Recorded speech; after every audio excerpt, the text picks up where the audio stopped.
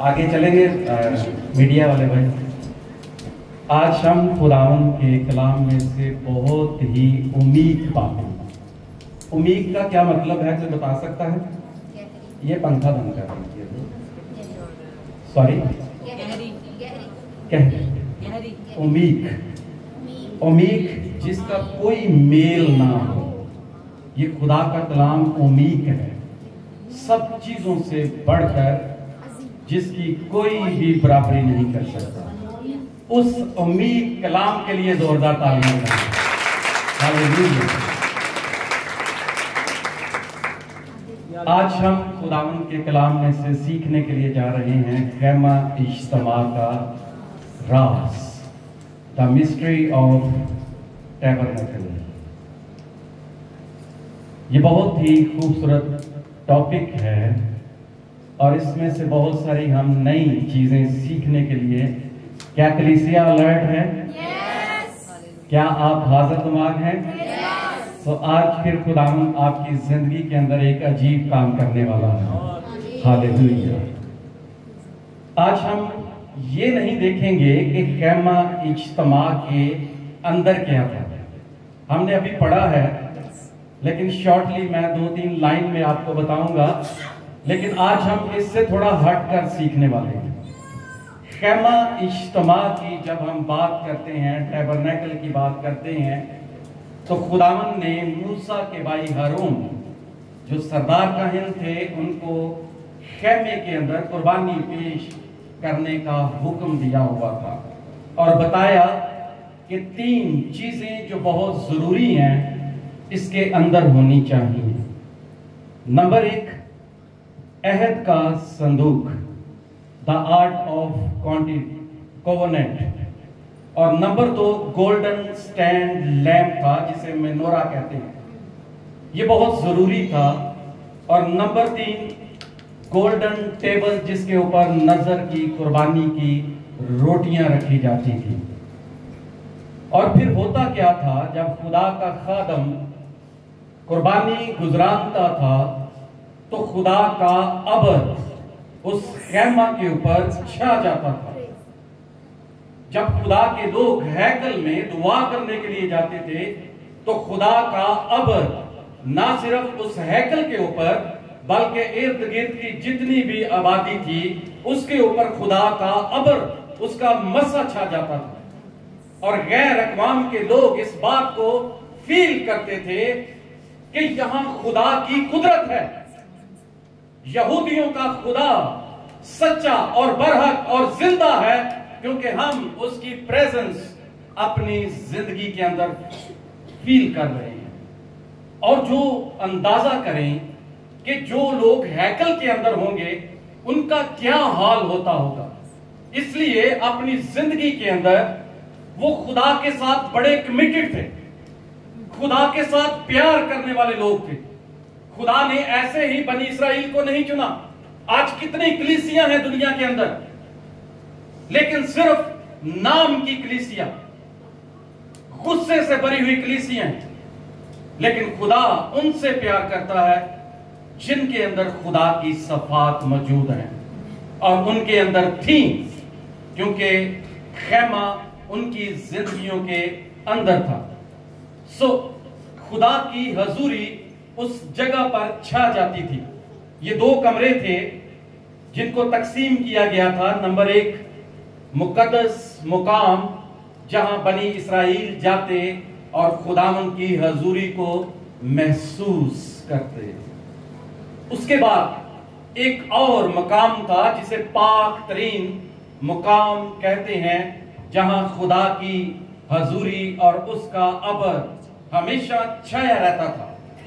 अब ये काहिन जो हैं, ये जब खुदा के पाक तरीन मुकाम में जाते तो इनके चौगिर्द घंटियां और एक डोरी होती थी कि अगर इसने खुदा के खिलाफ या उसके हुक्मों की अदूली की है तो ये वहीं पर ही ढेर हो जाएगा और हमें इस रस्सी से खींचना पड़ेगा।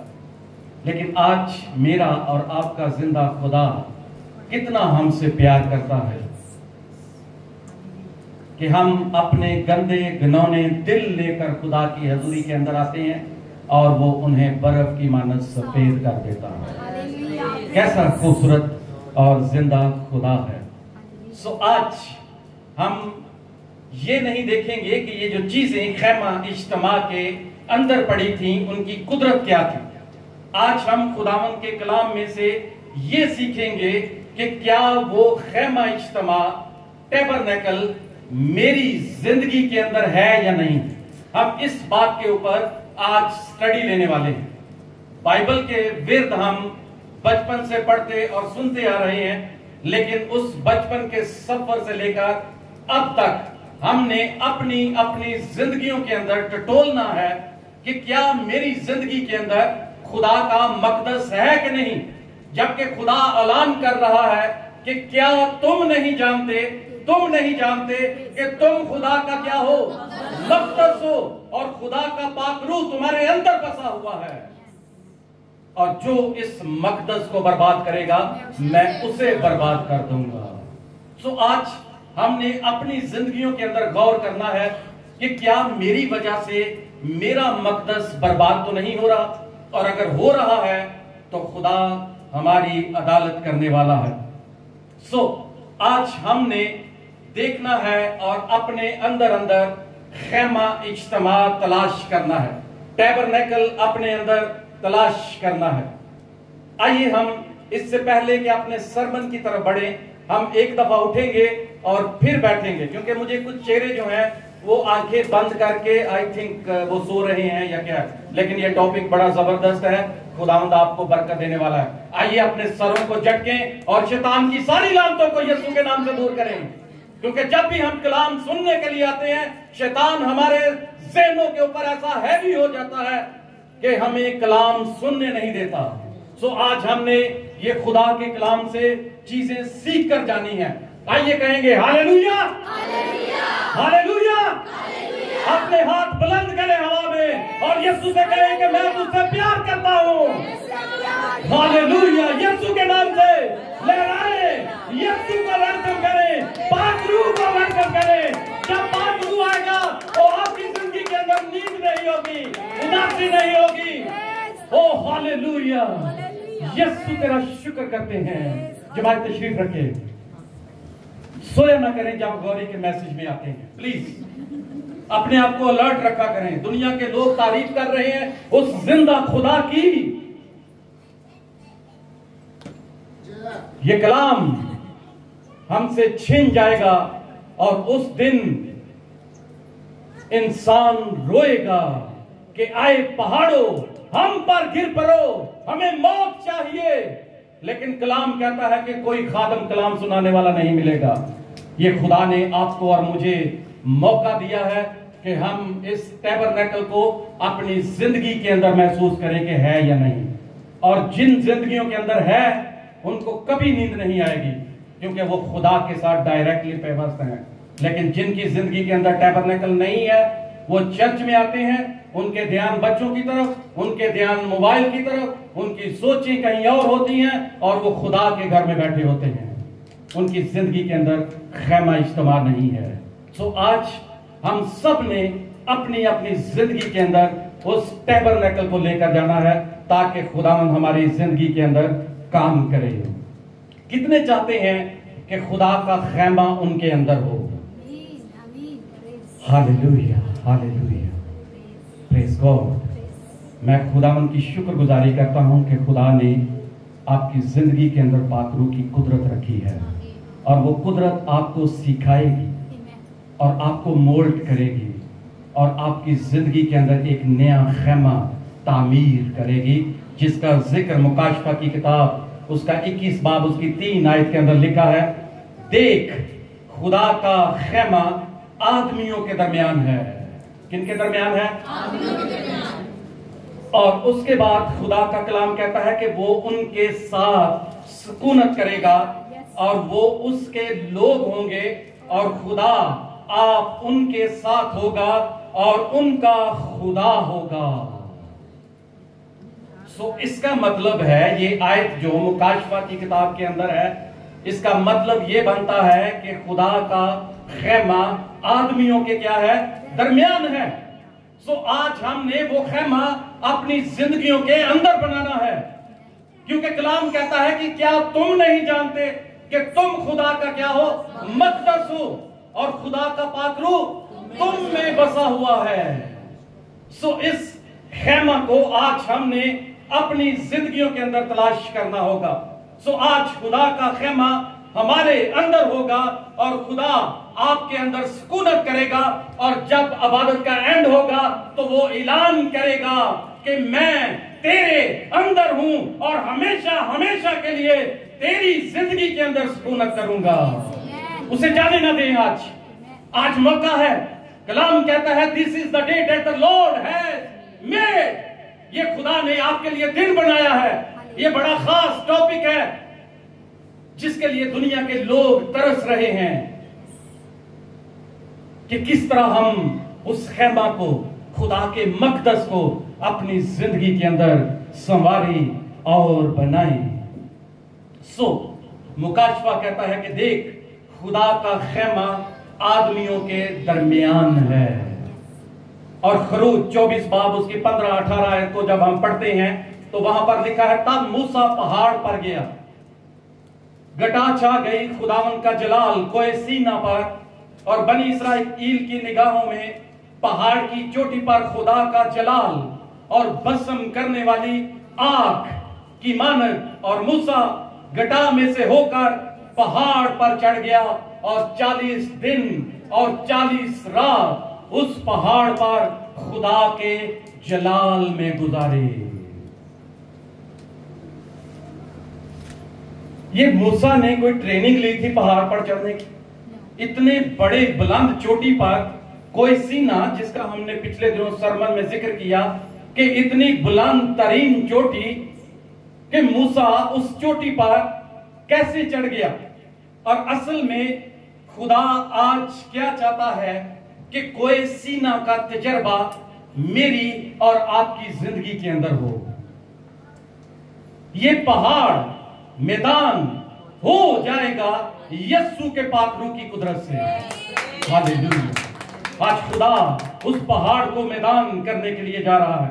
और खुदावन ने जब मूसा पहाड़ पर गया, खुदावन ने कहा कि मैं तुम्हारे दरमियान रहूंगा।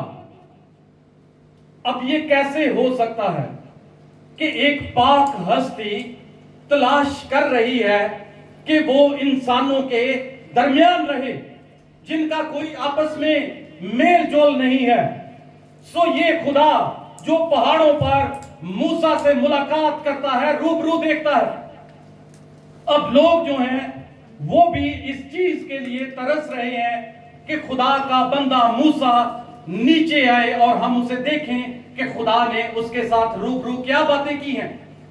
और कलाम में लिखा है कि जब वो नीचे आया तो किसी के अंदर ताब ही ना रही कि उसका चेहरा देख सके। क्या खुदा का जलाल जिंदगियों के अंदर ठहर जाता है जब हमारे दिल पाक और साफ होते हैं। इस टैबरनेकल को अपनी जिंदगी के अंदर आज लेकर जाइएगा और खुदा का जलाल कभी आपसे जुदा नहीं होगा। लोग आपके चेहरे पर नूर देखेंगे क्योंकि हम नूर के फर्जंद हैं। हम किसके फर्जंद हैं? नूर के फर्जंद हैं। और उसने कहा कि तुम दुनिया के क्या हो? नूर हो। और हमारा काम तारीकी में चमकना है, उन अंधेरों को यस्सु के नाम से दूर करना है। जहां जहां अंधेरे हैं वहां यस्सु के नाम से पहुंच जाएं। कुवैत का कोई भी कोना खाली नहीं रहना चाहिए। जहां यस्सु के लोग जाएंगे वहां चानन ही चानन होगा, क्योंकि उसने हमें क्या ठहराया है? नूर ठहराया है और हम नूर के फर्जंद हैं। अब सवाल ये पैदा होता है कि जिंदा खुदा जो पाक हस्ती है वो क्यों चाहती है कि वो आदमियों के दरमियान रहे? सवाल है कि क्यों खुदा इंसानों के दरमियान रहना चाहता है? क्या हम बता सकते हैं कि क्यों? क्योंकि आसमान का नजारा जब हम देखते हैं तो उसे खुदा का बंदा पालूस रसूल बयान करने की कोशिश करता है, हिजकियेल पेश करने की कोशिश करता है, यूहन्ना आरफ आसमान को खुला हुआ देखता है, यूहन्ना आरफ आसमान को खुला हुआ देखता है। लेकिन जितने भी अंबियाए अकराम आए और जिसने उसे देखा उसे मुकम्मल तौर पर बयान ही नहीं कर पाया, क्योंकि खुदा ला महदूद है, उसकी कोई हद नहीं है, लेकिन वो महदूद होकर इंसान के दरमियान आना चाहता है। क्यों? खुदा आज मेरे और आपके दरमियान आना चाहता है। इस्राएलियों के अंदर क्या खूबी थी कि खुदा ने कहा कि मैं तुम्हारे दरमियान सुकूनत करना चाहता हूं। अब ये बहस दुनिया में चल रही है। दुनिया के जितने भी मज़ाहिब हैं, बुद्ध मत देख ले, हिंदू, दूसरे मज़ाहिब के लोग, सिख, सब लोग जिनसे पूछा जाए वो कहते हैं हमारा परमेश्वर जिंदा है और वो हमारी दुआओं को सुनता है। लेकिन खुदावन क्यों लोगों के दरमियान खैमाजन होना चाहता है? क्या वजह है कि एक पाक चीज नबात लोगों के अंदर आना चाहती है और उनके दरमियान सुकूनत करना चाहती है? ये क्या राज है? क्या खुदा उनको सिखाना चाहता है? क्योंकि जबकि कलाम में लिखा है कि उसकी आंखें पति को देख नहीं सकती, लेकिन वो कह रहा है कि मैं इंसान के दरमियान क्या करना चाहता हूं? सुकूनत करना चाहता हूं।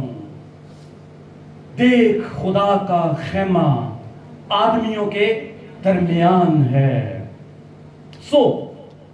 मुझे थोड़ा सा जवाब देते जाइएगा। क्या हम में से कोई भी आसमान पर चढ़ सकता है? क्या हम बुलंद चोटियों पर चढ़ सकते हैं? जब तक मूसा कैसे आसमान की चोटियों को छूकर वहां 40 दिन और 40 रात खुदा से रूबरू बातें कर रहा है। मूसा पहाड़ की चोटी पर जब चढ़ने लगता था तो वो एक कदम उठाता था और 10 कदम उसके पास खुदा के फरिश्ते मौजूद होते थे और उसे लेकर खुदा के पास जाते थे। इसी तरह हम भी जब पाक और साफ होंगे तो फरिश्ते खुदा के हमारी सब राहों में हमारी क्या करेंगे? हिफाजत करेंगे और हमारे तमाम मुश्किल रास्तों को यीशु के नाम से हमार बना देंगे। और फिर हम उन पहाड़ों को सर करेंगे और कहेंगे कि ये पहाड़ मैदान हो जाएंगे यीशु के नाम से। और अब वही यीशु कह रहा है कि मैं बनी इस्राएल के दरमियान आकर रहना चाहता हूं। मैं इंसानों के दरमियान आकर रहना चाहता हूं। इसका जवाब पता क्या है? सुनिए, खुदा इसलिए इंसानों के दरमियान रहना चाहता है क्योंकि खुदा जानता है कि दुनिया के माबूद महज क्या है? बुत है। क्योंकि ना वो देखते हैं, ना सुनते हैं, ना ऊँगते हैं, ना जागते हैं, वो हमेशा स्टिल खड़े रहते हैं। लेकिन हमारा जिंदा खुदा सुनता है, बोलता है, देखता है, छूता है।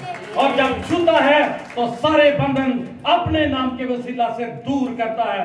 और खुदा दिखाना चाहता था, इसलिए वो अपने लोगों के दरमियान सुकूनत करना चाहता है ताकि गैर मज़ाहिब के लोग जान लें कि इस्राएल का खुदा जिंदा और कदूस और बरहक है। दुनिया को दिखाना चाहता है कि वो जिंदा खुदा है, उसकी मानद कोई कादूस नहीं है। इसलिए वो आदमियों के दरमियान खैमजन होना चाहता है। वरना हमारे अंदर इतनी क्या क्वालिटी है कि जिंदा खुदा का पाक रूह मेरी और आपकी जिंदगियों के अंदर सुकूनत करे।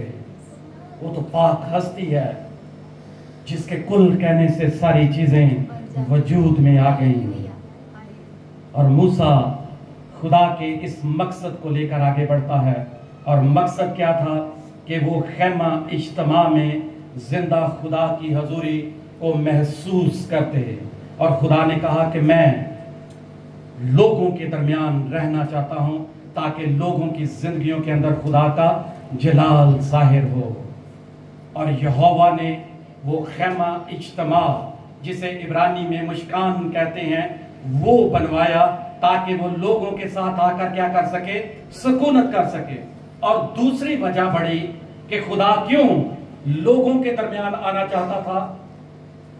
हम जितने भी यहां बैठे हैं डिग्री होल्डर हैं, हम स्कूल में जाते हैं स्टडी के लिए, उसके बाद कॉलेजेस में जाते हैं ताकि हमें नॉलेज हासिल हो, और हम नॉलेज लेते हैं, एग्जाम देते हैं, हम डिग्री पास करते हैं, और उसके बाद साल में एक दिन ऐसा आता है जब प्रैक्टिकल होता है।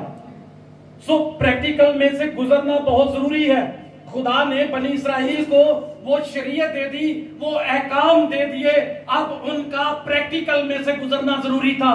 इसलिए खुदा ने मंसूबा बनाया कि मेरे लिए टैबरनेकल बनाओ ताकि मैं उसमें सुकूनत करूं और लोगों को मेरी हजूरी के वसीला से अपनी अपनी जिंदगी के अंदर खुदा की जात का तजर्बा हो, क्योंकि तजर्बे के बगैर हम कुछ भी सीख नहीं सकते। पंजाबी का एक मुहावरा है, हड बीती दसां के जग बीती दसां। जब हम जग बीती कहते हैं तो उसमें इतनी पावर नहीं होती, इतनी स्ट्रेंथ नहीं होती। जो हड बीती होती है उससे लोग ज्यादा मुतासर होते हैं और वो पावरफुल होती है। सो इसलिए खुदा इसलिए खैमाजन लोगों के दरमियान होना चाहता था कि वो अपनी जात को उनके ऊपर और दुनिया के जितने भी गैर मज़ाहिब के लोग हैं उनको बता सके कि जिंदा खुदा की हजूरी है। सो दूसरा मकसद खुदा चाहता था कि बनी इस्राइल उस प्रैक्टिकल में से गुजरे। सो हमारा भी प्रैक्टिकल में से गुजरना बहुत जरूरी है। जब तक हम प्रैक्टिकल में कामयाब नहीं होते हम आगे कदम नहीं बढ़ा सकते। सो हमारी जिंदगी के अंदर प्रैक्टिकल होना बहुत जरूरी है। सो मुझे बताएं कि क्या यहोवा की कोई हद है? क्या उसे कोई मिल सकता है? नहीं। क्या यहोवा को कोई देख सकता है? आप में से कोई देख सकता है यहोवा को? नहीं देख सकता। क्या उसको कोई सुन सकता है? नहीं। लेकिन बनी इस्राइल का तजर्बा है, जब खुदा उनमें खैमाजन हुआ तो उन्होंने उसे देखा भी, उसकी आवाज भी सुनी, उसे महसूस भी किया, उसके जलाली काम भी देखे। इसी तरह आज जब खैमा आपकी जिंदगियों के अंदर बनेगा, जब यहां से निकलेंगे तो आप खुदा की आवाज भी सुन सकेंगे, उसे अपनी जिंदगी के अंदर महसूस भी कर सकेंगे, वो आपको छूता हुआ भी दिखाई देगा पाक रूह की कुदरत के वसीला से। आप अपनी जिंदगी में फील करेंगे कि यहोवा पाक खुदा ने मुझे क्या किया है? छुआ। और जब वो छुएगा तो मेरी और आपकी जिंदगी के बंधनों को क्या करेगा? रेजा रेजा कर देगा, और फिर हमारी जिंदगी के अंदर टैबरनेकल होगा। फिर खुदा मेरी और आपकी जिंदगी से खुश होगा और कहेगा कि मैं जानता हूं कि तुम खुदा का क्या हो? मक़दस हो, और खुदा का पाकरू तुम में बसा हुआ है। सो ऐसे खुदा उनके दरमियान आया और उनके दरमियान डेरा डाला। फिर दूसरी बार खुदा को फिर से आना पड़ा और वो मुजस्सम हुआ, और मुजस्सम होकर इंसानों के दरमियान आया और वही रूप धार लिया। अब ये उसने एक दूसरा तरीका इख्तियार किया। उसने कहा कि लोग मेरी आवाज को नहीं सुन रहे, मुझसे लफ्जों में तो कहते हैं मैं प्यार करता हूं, लेकिन किसी के अंदर बर्दाश्त का मजा नहीं है। छोटी छोटी बातें होती हैं, गुस्सा मुंह पे धरा होता है। कोई थोड़ी सी बात कह दे, ये कह के जाए कहां पर। सो खुदा ने प्लान चेंज किया। प्लान चेंज करके वो एक खुरली में आ गया। किसकी खातर? वो लोग जो दूसरों को माफ नहीं करते, वो लोग जिनकी जिंदगियों के अंदर हसद भरा हुआ है, वो लोग जिनकी जिंदगियों के अंदर लानते हैं, वो जो अपनी लानतों को छोड़ना नहीं चाहते। लेकिन यीशु कहता है कि छोड़ना पड़ेगा, क्योंकि मैं अब तजस्सुम का राज लेकर इस दुनिया में आया हूं। मुझे दोबारा आना पड़ा है ताकि दुनिया सीख जाए कि प्यार का असल मकसद क्या है और उस खैमा का असल मकसद क्या था। तो फिर खुदा ने अपने प्लान को इंसान की जिंदगी के अंदर रखा। सो अगर आप चाहते हैं कि एलोहिम आपकी जिंदगी को भर दे, तो आपको हर रोज अपनी जिंदगी के अंदर खैमा बनाना पड़ेगा जिसमें यहोवा पाक खुदा सुकूनत करे। सो कितने हैं जो अपने घरों में यहोवा के साथ जिंदगी बसर करते हैं? क्योंकि ये जो सारे नाटक चल रहे हैं दुनिया में, ये सिर्फ दिखावे के लिए हैं। क्या है? आज हम सही टैबरनेकल अपनी जिंदगी के अंदर बनाने के लिए जा रहे हैं। हम जब दूसरों से बात करते हैं हमारा रवैया, हमारा स्टाइल बदला होता है, लेकिन जैसे ही हम अपनी पर्सनल जगह पे जाते हैं हम कुछ और होते हैं। सो आज खुदा आपकी जिंदगी में एक टैबरनेकल तामीर करने के लिए जा रहा है। और मेरा खुदा जानता है कि कलाम के अंदर लिखा है, अगर खुदावंद ही घर ना बनाए तो बनाने वाले की। हम हमेशा सोचते हैं कि घर वो जो हमें ईंटों से बनाते हैं, ये घर वो है जिसे खुदा कह रहा है क्या तुम नहीं जानते कि तुम खुदा का क्या हो, मक़दस हो, और खुदा का पाक रूह तुम में बसा हुआ है। सो इसका मतलब है यहोवा का घर, उसका खेमा आपकी जिंदगियों के अंदर आज यीशु के नाम से बनेगा। और अगर हम अपनी ख्वाहिशों के गुलाम होंगे तो खुदा का खेमा कभी भी हमारी जिंदगियों के अंदर नहीं बनेगा।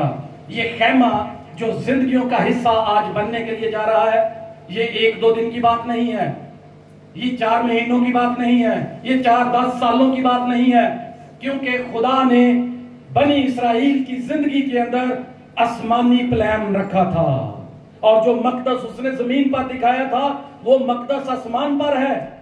आसमान का नक्शा जमीन पर आ गया और वही नक्शा आपकी जिंदगी के अंदर आना चाहता है कि आपको पता हो कि आसमान पर क्या है, किस तरह खुदा का अबर है, किस तरह मुझे उसके साथ जिंदगी गुजारनी है, ताकि आप उस स्टैंडर्ड के हिसाब से अपनी जिंदगी को मेंटेन कर सकें और खुदा के जलाल के लिए अपने आप को सर्व कर सकें। सो कलाम कहता है कि अगर तुम मेरे हुक्मों को मानते और उन पर अमल करते हो। हम बहुत दफा अपनी ही ईगो में खुदा के अहकाम को तोड़ देते हैं, क्योंकि हमारी जिंदगी के अंदर बर्दाश्त का मादा नहीं है। हम किसी को बर्दाश्त नहीं करना चाहते, हम अपनी कॉम्प्लीमेंट बहुत सुनना चाहते हैं, हम चाहते हैं कि लोग हमारी तारीफ करें। लेकिन कलाम कहता है कि उस जिंदा खुदा की तारीफ के अलावा और कोई भी इस काबिल नहीं है कि उसकी तारीफ की जाए, क्योंकि वाहिद वो हस्ती है जो अज़ल से जो ज़बा किया हुआ बरा इज्जत, ताज़ीम और बुजुर्गी के लायक जिंदा खुदावंद है। सो अपनी रोजमर्रा की जिंदगियों में खेमा इज्तिमा अपने दिल में अपनी रोजमर्रा जिंदगी में बनाएं, ताकि खुदावंद आपकी जिंदगी के अंदर सुकूनत करे। ये नींद का बड़ा चक्कर है, ये न जाने लोगों को सरमन के दरमियान नींद क्यों आती है। हाँ, अगर आपने किसी की जिंदगी का जायजा लेना है तो 5 मिनट के लिए उसके हाथ में बाइबल पकड़ा देंगे और देखें 5 मिनट के अंदर अंदर वो बंदा बाइबल से इतना उकता जाएगा कि वो बाइबल साइड में रखेगा और मोबाइल पकड़ के देखना शुरू कर देगा। ये बच्चों का भी यही हाल है। ये बच्चों को कहे ना 1 घंटा बाइबल पकड़े, अगर पकड़ गए तो फिर कहेंगे खुदा की हजूरी पे खुदा का कलाम क्या कहता है, क्योंकि हम अपने बच्चों को खुद ही बिगाड़ रहे हैं। पकड़ाए ना 5 मिनट बाइबल अपने बच्चों को, और सारी सारी रात बच्चे मोबाइल देखते रहते हैं। ये क्या हम अपने बच्चों को सिखा रहे हैं। सब बच्चों के अलग अलग मोबाइल हैं। हम इतना प्यार बच्चों से करते हैं कि हम खुदा की जात को भूल जाते हैं कि उनकी जिंदगी के अंदर हमने खेमा इज्तिमा बनाना है, खुदा का कलाम उनकी जिंदगी के अंदर रखना है। बहुत अफसोस की बात है कि बहुत सारी जिंदगियों में ना उनकी जिंदगी घरों में दवाइयाँ है और ना ही बाहर। उनकी जिंदगी के अंदर खुदा का कोई मजबा नहीं है, वो खुदा से प्यार नहीं करते इतनी ब्लेसिंग के बावजूद भी। सो अगर उसने उस आसमान को छोड़ा है और मेरी और आपकी खातिर चरनी में आ गया है, कांटों का ताज पहन लिया, मर गया, दफनाया गया और तीसरे दिन फिर मुर्दों में से जी उठा और आपकी और मेरी खातिर ये ऐलान कर दिया कि ऐ मौत तेरा डंक कहाँ रहा, तेरी फतह कहाँ रही, ताकि मेरे लोगों को, मेरे पैरोकारों को आज के बाद कोई ये ना कह सके कि ये मजहब बुत प्रस्त मजहब है, बल्कि जिंदा खुदा का मजहब है। दुनिया के सारे माबूद महज बुत हैं, लेकिन हमारा जिंदा खुदा मौत और फतह पाकर जिंदगी को बदल दिया और उसने हमेशा की जिंदगी के दरवाजे मेरे और आपके लिए खोल दिए। आप कोई कह के दिखाए कि हमारा जिंदा खुदा न सुनता है न जागता, बल्कि दुनिया की किताबें चीख चीख कर कह रही हैं कि वो अपने कहने के मुताबिक तीसरे दिन मुर्दों में से जी उठा है। और हम उसी जिंदा खुदा का खेमा अपनी जिंदगी के अंदर आज बनाने के लिए आए हैं। अभी जो बहुत सीखने वाली बात है, मैं अभी उसकी तरफ आया हूं। ये सिर्फ मैंने एक तमहीद बांधी है। क्या बोर तो नहीं हो रहे? मजा आ रहा है? सीख रहे हैं? हाथ जरा मुझे दिखा दें, पता चले कि पूरी कलीसिया सीख रही है। खुदावंद के जलाल के लिए जोरदार तालियां बजाएंगे। हालेलुया। बस 20 मिनट मुझे दे दें, आगे बड़ा मजा आपको आने वाला है। खुदावंद आपको बरकत भी देने वाला है और हम खेमा की तरफ जा रहे हैं। अभी हम बढ़ना शुरू हुए हैं। जो मेन चीज मैं सिखाना चाह रहा हूं, जो मैंने कही थी कि आज हम इस खेमा के अंदर की चीजों को नहीं देखेंगे, बल्कि उस खेमा की चीजों को अपने अंदर तलाश करेंगे। ठीक है? सो अपने अंदर हमने देखना है, और जब ये सारी चीजें हमें कंप्लीट नजर आएंगी तो फिर समझेंगे कि हमारे अंदर खुदा का क्या है? खेमा है। देख, खुदा का खेमा आदमियों के दरमियान है, ये उनके लिए, लेकिन तुम्हारे लिए क्या तुम नहीं जानते कि तुम खुदा का क्या हो? मक़दस हो, और खुदा का पात्रू तुम में बसा हुआ है। सो ये खेमा इज्तिमा जब मूसा ने बनाया, सुनिए गौर से, बच्चों को बैठा दीजिए प्लीज, बच्चों को बैठा दीजिए प्लीज। हल्के सबज रंग की मिक्सचर कलरों में एक आबी जानवर, समुंदर का जानवर, जिसके चमड़े की खाल ली गई, और उस खाल को कुछ लोग इसे डॉल्फिन कहते हैं और कुछ और आबी जानवर कहते हैं। इसकी खाल को लिया गया और खेमा इज्तिमा के ऊपर पूरा फैला दिया गया, ताकि जब कभी बारिश हो तो अंदर की चीजें खराब ना हो, बल्कि पानी स्लिप करे और बाहर चला जाए। क्योंकि अंदर क्या है? पाकीज़गी है, पाक चीजें पड़ी हुई हैं। आपने अपनी जिंदगी को अंदर से इस तरह कवरेज देनी है पाकरू की, कि आपके अंदर की चीजें खराब ना हो, क्योंकि खुदा का पाकरू आपके अंदर बसा हुआ है। हालेलुया। सो कीकर की लकड़ी ली गई अहद का संदूक बनाने के लिए। कीकर की लकड़ी बड़ी खुरदरी होती है और जर्द रंग की माइल जर्द रंग होता है। उसको रगड़ा जाता है और उसको इस काबिल बनाया कि अब अहद का संदूक बनाया जाए। ये इंसान की जिंदगी की तरफ इशारा करता है, जिस इंसान की, यानी तमाम दुनिया के इंसानों की जिंदगी जो है वो गुनाहों से आलूदा है, और खुदा ने अपने पाकरू के उस फ्रेम को रगड़ा और उसे प्लेन किया, ताकि वो आपकी जिंदगी के अंदर क्या कर सके? सुकूनत कर सके। सो चिराग जलाने के लिए तेल लिया गया और मसा करने के लिए खुशबूदार मसाला जात लिए गए।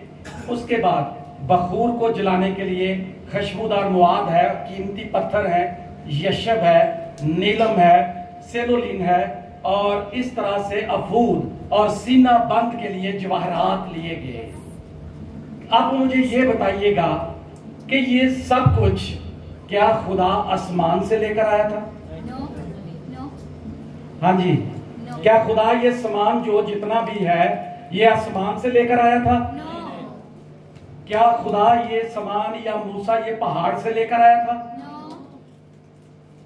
क्या कोई भी चीज आसमान से आई? कोई भी चीज आसमान से नहीं आई। जो उस खेमा इज्तिमा के लिए, टैबरनेकल के लिए बनाने में मददगार हो, कोई भी चीज आसमान से ना खुदा लेके आया, ना पहाड़ से मूसा लेकर आया। बाइबल कहती है कि यहोवा पाक खुदा जो करूबियों पर सवार होकर आता है, जो पाक और बेऐब है, उसकी चाहत है कि वो आपकी जिंदगियों के अंदर रहे।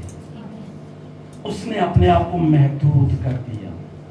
लामहदूद शख्सियत हमारी जिंदगी के अंदर आई, ताकि वो आपकी जिंदगियों के अंदर सुकूनत करे। और जो संदूक बनाया गया, जिस पर सोना मंडा गया, वो सोना किसने दिया था? खुदा लेके आया? लोगों ने दिया। लोगों ने दिया। लोगों ने, औरतों ने अपने जेवरात, तांबा, कांसी, सोना, जो भी उनके पास था, वो खुदा की हजूरी में लेकर आए, ताकि खुदा उसे क्या करे? कबूल करे, और खुदा का उससे मकदस बने, खेमा, टैबरनेकल बनाया जाए। और उसके अंदर की चीजें बनाई जाएं। और उसके बाद उस संदूक को उठाने वाले क्या फरिश्ते थे? लावी। 4 लावी अहद के संदूक को क्या करते थे? सो इसका मतलब है कि आसमान से कोई भी चीज नहीं आई। खुदा ने इस दुनिया के लोगों को क्या किया? इस्तेमाल किया कि उसका मकदस, उसका टैबरनेकल इस दुनिया के अंदर बन सके और वो उस टैबरनेकल के अंदर सुकूनत कर सके और इंसान की तमाम रविशों से उसे आजाद कर सके, उसके तमाम बंधनों से उसे आजाद कर सके। सो ये 4 लावी जो हैं ये संदूक को उठाते, और जब लावी संदूक उठाए हुए था तो इस संदूक को उठाकर आगे कौन लेकर जाता था? हमने आज तक जो तालीम ली है, कौमों को सिखाया गया है कि लावी खुदा के अहद के संदूक को लेकर क्या करते थे? चलते थे, आगे बढ़ते थे। जब आप इब्रानी मतन और कदीम यहूदियत को पढ़ते हैं तो उससे पता चलता है कि ये लावी अहद के संदूक को नहीं लेकर चलते थे, बल्कि अहद का संदूक लावियों को लेकर चलता था। हमारी क्या औकात है? ये खुदा आज मुझे और खुदा का कलाम आपको और मुझे लिए चलता है, वरना हमारी क्या औकात है कि हम इस कलाम को लेकर जगह जगह जाएं। हम जहां भी जाते हैं खुदा का कलाम हमें लेकर जाता है ताकि हम इस रोए जमीन पर खुदा के नाम की क्या करें? मुनादी करें। सो खुदा इसलिए इंसान के दरमियान रहना चाहता था ताकि खुदा मुझे और आपको और इसराइल को आसमानी बनाए। लोग इस दुनिया के बनना चाहते हैं। हम बड़ी यारी दोस्तियां लगाते हैं आपस में और नाराज भी जट से हो जाते हैं, क्योंकि हमारी जिंदगी के अंदर खैमा नहीं है। आज खैमा तमीर करके जाएं। यीशु आपके साथ आपके घर जाना चाहता है, वो आपके घर में निजात बनकर जाना चाहता है, लेकिन कलाम कहता है जो उसे ठुकराएंगे वो हमेशा की आग के अंदर डाले जाएंगे। अब फर्ज करें कोई मुल्क का प्रेसिडेंट है, वो मेरे कपड़े मांगकर पहनता है तो मुझे कितना प्राउड फील होगा, कितनी मेरी इज्जत ऑनर होगा जब कोई मुल्क का प्रेसिडेंट। और मेरी ये खुशकिस्मती होगी कि किसी प्रेसिडेंट ने मेरा ड्रेस इस्तेमाल किया है। औरतों ने सोना, चांदी, पीतल, खुदा ने जो कुछ उनसे मांगा, और जिस पीतल के अंदर औरतें अपना चेहरा देखती थी, अपने आप को संवारती थी, वो भी उन्होंने खुदा के घर के लिए दे दिया ताकि घर में, खुदा की हैकल में सामान मौजूद हो, किसी चीज की कमी ना हो। सो खुदा के खेमा के लिए ये सारी चीजें कहां से आई? बनी इसराइल ने वो सारी चीजें मुहैया की। खुदा ने कोई भी ऐसी चीज नहीं कही जो उनके पास नहीं थी। खुदा ने वो सब चीजें उनको कही जो उनके पास थी। खुदा आज मुझे और आपको भी कह रहा है कि जो हमारे पास है उसे हम यहोवा पाक खुदा के घर के लिए सर्व करें। आपका टैलेंट, आपका बिजनेस, आपका रुपया पैसा, आपकी जिंदगी, आपके ओहदे सब खुदा के जलाल के लिए इस्तेमाल होने चाहिए, फिर आपकी जिंदगी के अंदर टैबरनेकल होगा, वरना खाली नारों से कोई काम नहीं चलने वाला। ऐलान किया जी कितने खुदा से प्यार करते हैं? जी मैं करता हूं प्यार। और खुदा के घर में ना कोई शुक्रगुजारी, ना कोई हदिया, ना कोई नजराना।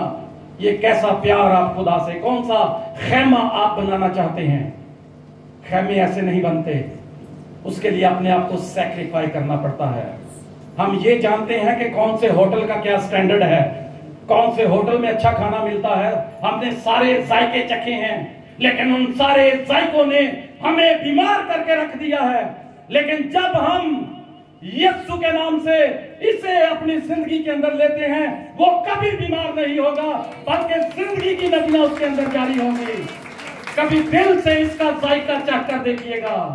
ये आपकी जिंदगी के बंधनों को तोड़ देगा और आपके बदन को, रूह को पाक और साफ कर देगा। फिर आपके अंदर ये ख्वाहिश नहीं रहेगी कि किस होटल से अच्छा खाना मिलता है।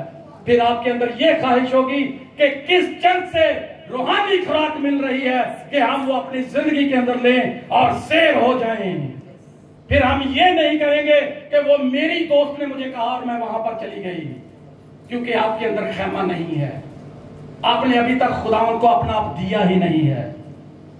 आज कह कर जाए उसे, दिल ले ले मेरा प्यारे यीशु, इसको तूने बनाया है, इसमें तू अपना घर बना ले, जिसके लिए दुनिया की सब चीजें निकाल दे।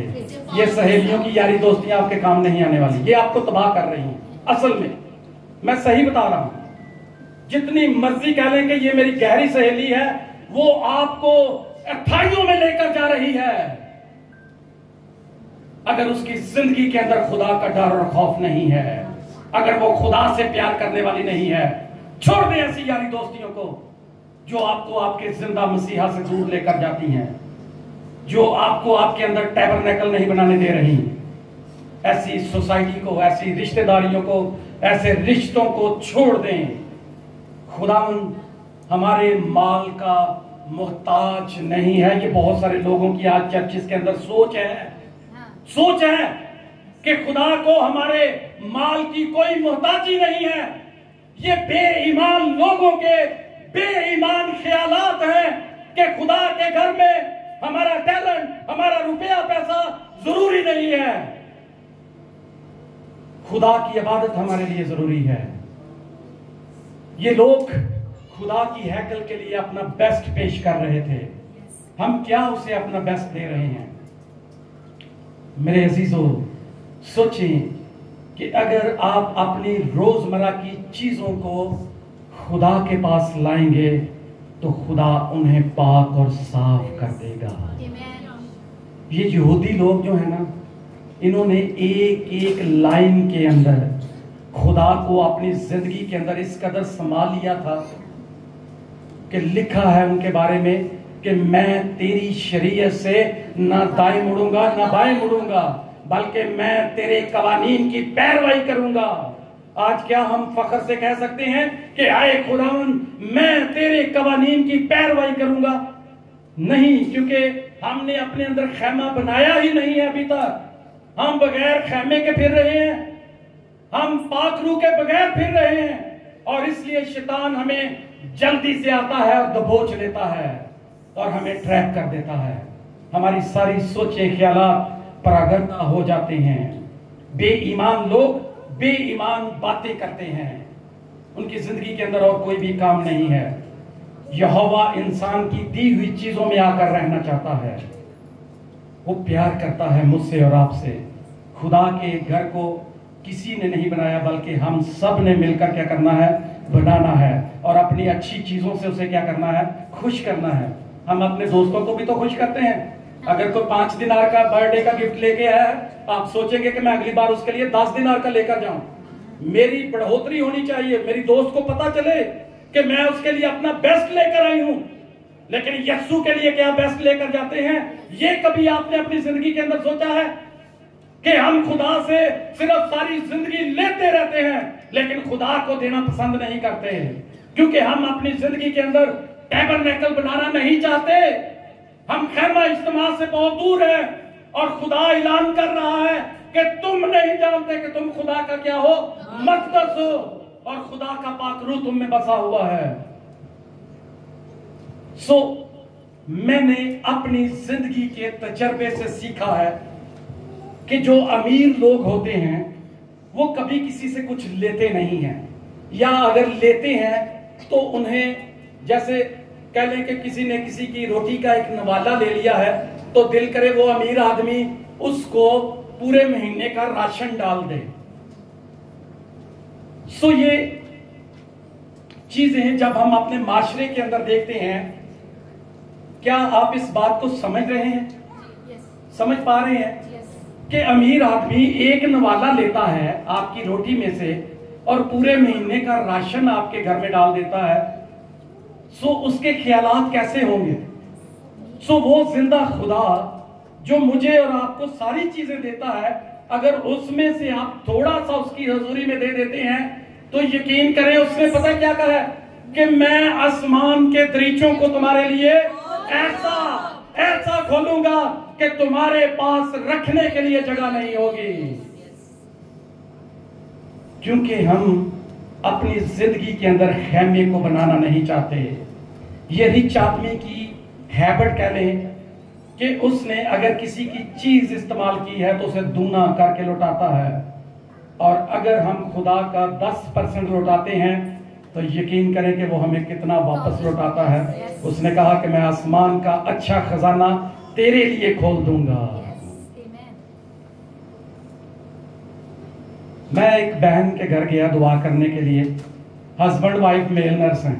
आप जितने भी यहाँ मेल नर्स बैठे हैं सुने जरा गौर से, दूसरे भी भाई सुने। दुआ की तो बहन बड़े जोश के साथ आई, चाय लेकर आई, और उसने पता क्या कहा? उसने कहा पास्टर साहब इस महीने की दही यकी मैंने नहीं दी, सो मैं सोच रही हूँ कि मैं 3-4 महीने इकट्ठे करके ना तो फिर आपको दूं। लो वो 5 साल गुजर गए, वो बहन की दही यकी नहीं आई, वो हदिया नजराना तक नहीं है।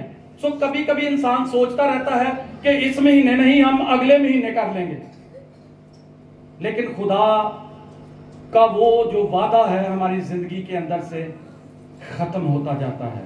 वो कहता है आजमा कर देख कि खुदा कैसा मेहरबान है। ये मर्सिडीज का ऑनर, मैं इसकी गवाही पढ़ रहा था शॉर्टली एक लाइन में।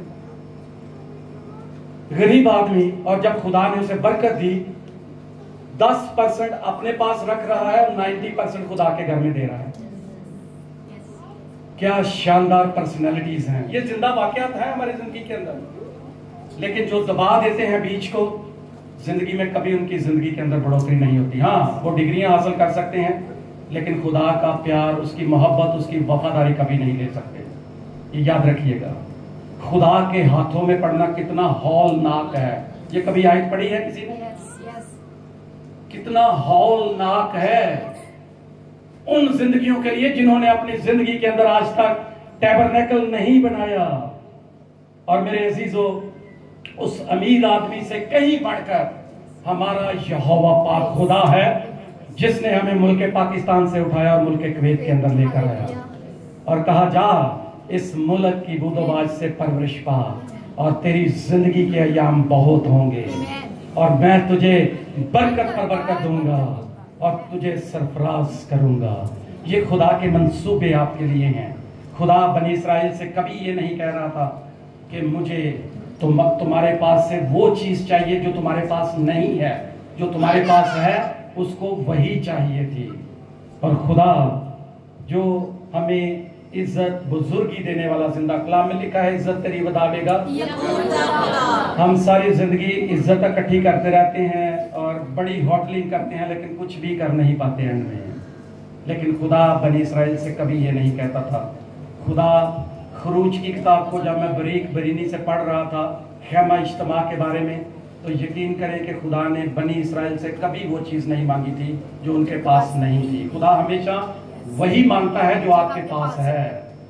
दिल ले ले मेरा प्यारे, कभी देखा तो देखे उसे दिल अपना, पाक और साफ कर देगा और आपके चेहरे के ऊपर ऐसी स्माइल होगी, ऐसी रौनक होगी कि दुनिया के लोग कहेंगे कि क्या शानदार खुदा की बेटी है, क्या शानदार खुदा का बेटा है, जिसके अंदर खुदा का मकदस है और खुदा का पाक रूह इसकी जिंदगी के अंदर है। ये लोग जो थे ये बियाबान में थे। बियाबान में कोई इनके पास चीज नहीं थी। आज हमारे पास हर आसाइश जिंदगी है। हम कुछ भी, पक्के road, hospitals, laboratories, clinic, school, colleges, हर चीज, गाड़ियां, बंगले, घर, लेकिन वो क्या थे? बियाबान में थे। लेकिन कुछ भी पास नहीं है। यहोवा पाक खुदा उनके दरमियान है। आज हमारे पास दुनिया की हर चीज है, हर चीज खरीद सकते हैं, लेकिन यहोवा पाक खुदा का खेमा हमारी जिंदगियों के अंदर नहीं है। इसलिए हमारे दिल यहोवा के लिए बंद हैं। हम अपने दिल खोलना नहीं चाहते, हम अपनी मुट्ठियां खोलना नहीं चाहते, क्योंकि हमारी जिंदगी के अंदर टैबरनेकल नहीं है। सो खुदा इस खैमे को आपकी जिंदगी के अंदर बनाना चाहता है। और याद रखिए, जिंदा खुदा हमेशा अपने मुकद्दसीन लोगों से मांगता है। याद रखिए, बेईमानों से और लालची लोगों से वो कुछ भी नहीं मांगता। वो हमेशा मांगता है तो अपने मुकद्दसीन लोगों से मांगता है। ये जो बनी इस्राइल थे, ये जब इजिप्ट से आए तो वहां से काफी चीजें लेकर आए और खुदा ने पहले उन चीजों को पाक और साफ किया, बनी इस्राइल को पाक और साफ किया और फिर जाके उनकी चीजों को कबूल किया।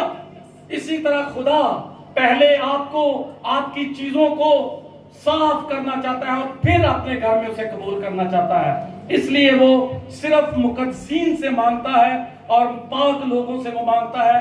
नापाक लोगों की दौलत से कोई लालच नहीं है। याद रखिएगा, हसद करने वाले लोगों से कोई उसे लालच नहीं है। गुस्सा करने वाले लोगों की दौलत से उसे कोई लालच नहीं है। एक दूसरे के साथ झगड़ा करने वालों की दौलत से उसे कोई लालच नहीं है। खुदा चाहता है कि जैसा उसका मकदस पाक और साफ है, उसके घर की चीजों के लिए रुपया पैसा भी पाक और साफ हो, जो दिल से शुक्रगुजारी के तौर पर निकलता है। ये बुड़बड़ाकर या तरले डलवा कर निकालना, इसे खुदा की हजूरी में मत लेकर आइएगा। खुदा ऐसे बेईमान लोगों का पैसा अपनी हजूरी में इस्तेमाल नहीं करना चाहता। वो चाहता है हम खुश दिली से दें खुदा के हजूर में अपना बेस्ट। अगर आप कवायद के अंदर काम कर रहे हैं तो आपकी जिंदगी के अंदर मोहब्बत होनी चाहिए। ये नहीं होना चाहिए वो बहन मुझसे आगे है, मैं उससे आगे हूं, मैं बड़ी सुपीरियर हूं या मैं बड़ा सुपीरियर हूं, मैं अच्छा गा लेता हूं। ये चीजें हमारी जिंदगी के अंदर खैमा नहीं बनने देती हैं।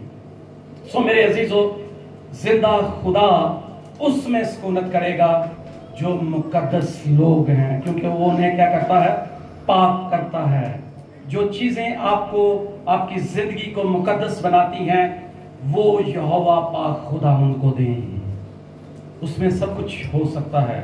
याद रखें, जब अपनी जिंदगी में आप मुकद्दस होंगे तो खुदा आपकी हर चीज को मुकद्दस कर देगा, पाक कर देगा। ये यहूदी लोग पहला फूला क्यों लेकर जाते थे? हैकल में क्यों लेकर जाते थे? ताकि सारी फसल पीछे जितनी फसल है वो पाक और साफ हो जाए।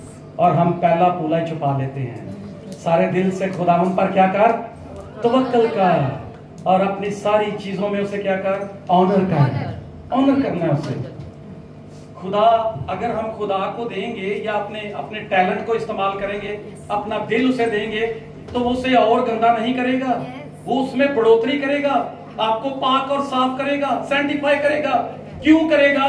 क्योंकि आपकी जिंदगी के अंदर उसका खैमा इज्तिमा होना चाहिए जहां वो सुकूनत कर सके। और अगर खैमा नहीं है तो वो कहां आकर सुकूनत करेगा? कहां बिठाएंगे उसको? कहीं नहीं।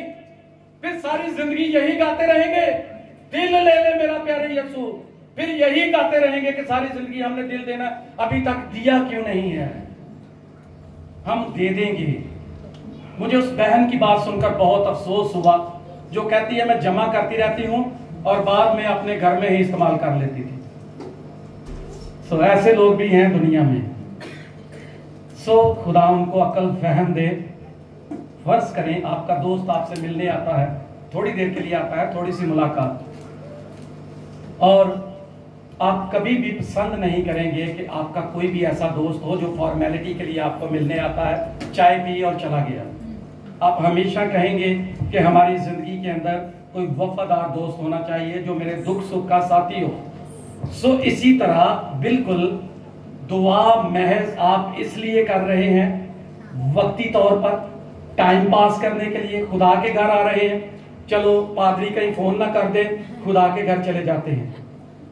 बाइबल घर में नहीं पढ़ते, क्या इसलिए पढ़ते हैं कि फॉर्मेलिटी के लिए? सुबह उठे 5 मिनट 2 मिनट इबादत की, दुआ की, चलो ड्यूटी पे चले गए, उसके बाद खुदा का कोई अता पता नहीं है।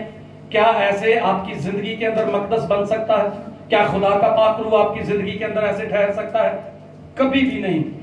और सच ये है कि जिंदा खुदा जो लश्करों और करोबियों पर है, हमारी दुआ, हमारी इबादत, हमारा बाइबल पढ़ना आज फर्जी बन चुका हुआ है। क्या बन चुका है?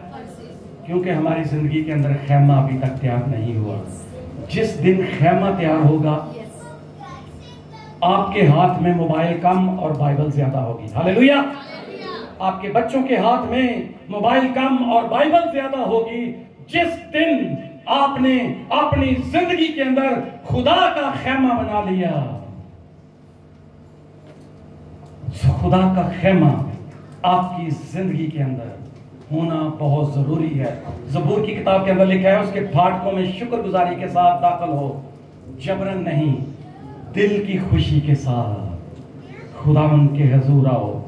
बनी इस्राइल खुदावंद की हजूरी में अपने पूरे दिल से, इसलिए दाऊद ने वो जो एक्सपीरियंस लिखा है उसने सिर्फ अपनी जात का नहीं लिखा, उसने अराउंड पूरे नजर की। अब मैं भी अगर कहीं जाऊंगा, कहीं प्रीच करूंगा, तो मैं अपनी जिंदगी के बारे में नहीं कहूंगा कि मुझे कलाम आता है। मैं ये कहूंगा कि मेरी कलीसिया जो है वो जलाली कलीसिया है। मेरी कलीसिया जब गाती है तो बंधन टूटते हैं। मेरी कलीसिया जब खुदा की हजूरी में आती है तो सबके चेहरे पर मुस्कान होती है। मेरी कलीसिया में से कोई भी एक दूसरे से नाराज नहीं है, बल्कि सब दिल से एक दूसरे का ऑनर करते हैं। मैं आप सबकी तारीफ करूंगा। दाऊद ने भी यही किया कि मैं खुदावंद की हजूरी में जाऊंगा। आज हम खुदा को क्या देते हैं ये सुन लें। जो बेटियां और बेटे सो रहे थे और अजमाइयां ले रहे थे, आज आप जिंदा खुदा को क्या देते हैं? अपनी अंगड़ाइयां देते हैं, अपनी अजमाइयां देते हैं, सुस्ती देते हैं और ना समझ अकल देते हैं कि हम कलाम को समझ ही नहीं पाते। ये हम आज खुदा को दे रहे हैं। हम अपना बेस्ट क्या देंगे? कोई बेस्ट अंदर होगा तो हम बेस्ट खुदा को देंगे ना। आपके अंदर खुदा का मजबा बना होगा तो खुदा को कुछ ऑनर करेंगे ना। जब मजबा ही नहीं है तो आप ऑनर कैसे कर सकते हैं खुदा को? ये सवाल है आज कलीसिया के लिए। सो इसलिए आपके अंदर अगर ब्लेसिंग होगी तो खुदा आपको और ज्यादा अपने नाम के वसीला से क्या करेगा? ब्लेस करेगा। याद रखिए मेरे अजीजों, खुदा एक जुमले में बड़ा खूबसूरत बयान दे रहा था। मैं तेरे तन का कपड़ा मैला होने दूंगा और ना तेरे पांव की।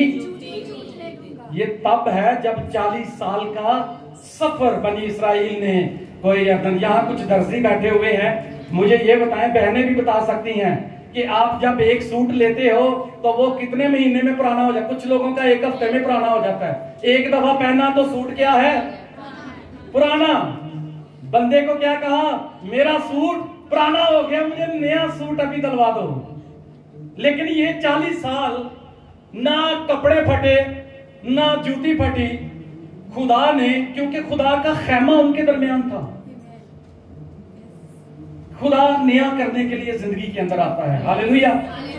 वो आज मेरी जिंदगी के अंदर भी खेमा इसलिए बनाना चाहता है कि हम दुनिया की चीजों को छोड़कर, और कलाम में लिखा है ना उनकी जूतियां फटी ना कपड़े पुराने हुए।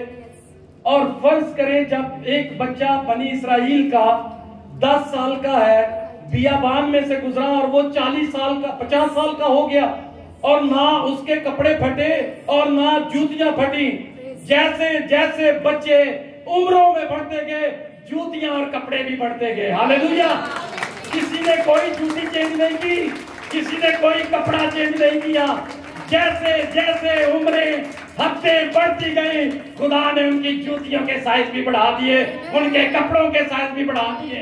कैसा मेहरबान खुदा है कि लामहदूद खुदा होकर महदूद होकर हमारी जिंदगी के अंदर सुकूनत करना चाहता है और अपना खेमा आदमियों के दरमियान। क्या तुम नहीं जानते कि तुम खुदा का क्या हो?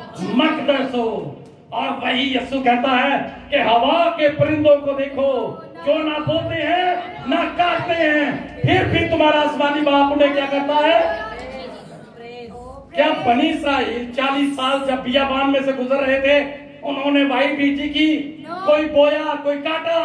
जिंदा खुदा उनका प्रोवाइडर था। और यही बात दाऊद ने कही कि you are my provider, everything, each and everything. ये ब्लेसिंग है खुदा की। हवा के परिंदों को देखो, ना बोते ना काटते। और बनी इस्राइल ने इन 40 सालों में कुछ भी बोया नहीं, लेकिन फिर भी खुदा ने उन्हें क्या दिया? अपना बेस्ट उनको दिया। आसमानी फरिश्तों की खुराक उन्होंने खाई। आज हमारे पास भी एक आसमानी खुराक है। हालेलुया। ये खुराक को जब मैं देखता हूं तो मेरा दिल खुशी से भर जाता है। ये सारे होटलों के जायके फेक हैं, लेकिन इसका जायका एक फर्क है। इसे जब अपनी जिंदगी के अंदर उतार लेंगे तो आपकी जिंदगी के अंदर उसी दिन खुदा का खैमा बन जाएगा। क्योंकि खुदा ने आज आपको इसीलिए अपनी हजूरी के अंदर याद किया है कि खुदा का खैमा, उसकी हजूरी आपके अंदर हो। उन्होंने ना सिर्फ खुदा को देखा बल्कि उसे चखा भी, उसके साथ एंजॉय किया। यही खुदा आपसे चाहता है कि आप सिर्फ खाली वो रूटीन की जिंदगी है ना, इससे मत जिए कि मेरी सहेली ने कहा और मैं उधर चली गई, ला उधर से फिर कुछ भी नहीं है, फिर उधर कहीं से और। तो खुदा के साथ जीने का मजा चखें, चख कर देख खुदा कैसा मेहरबान है। वो आपकी सारी जरूरियातें जिंदगी को, फिर आपकी जिंदगी के अंदर लालच नहीं रहेगा।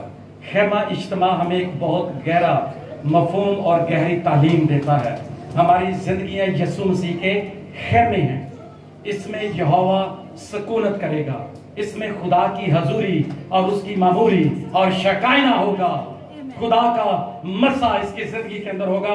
खुदा जिंदा खुदा का अबर आपकी जिंदगी के अंदर होगा और आपके चेहरे यहोवा की कदूसियत से अलग ही नजर आएंगे।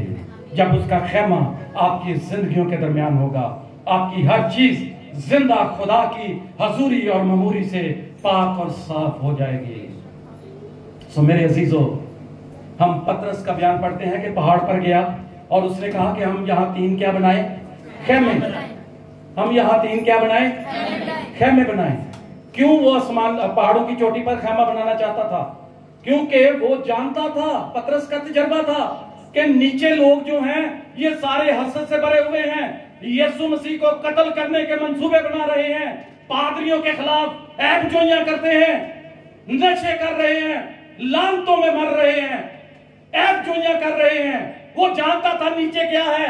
उसने ऊपर जाकर कहा कि बेहतर यही है कि हम ऊपर जाकर खैमे बनाएं और अब कभी भी दुनिया के लोगों के साथ मिलाप ना करें, क्योंकि वो खुदा का खैमा जिसमें खुदा रहता है उसमें रहना चाहता था। आज आप और मैं कौन से खैमे में रहना चाहते हैं? खुदा हाथ के बनाए हुए घरों में नहीं रहना चाहता, वो आपके दिल के अंदर अपना खैमा बनाना चाहता है। सो ये हकीकत है मेरे अजीजों। आखिरी बात कहूंगा, अपना बेस्ट खुदावंद को अभी से देना शुरू कर दें।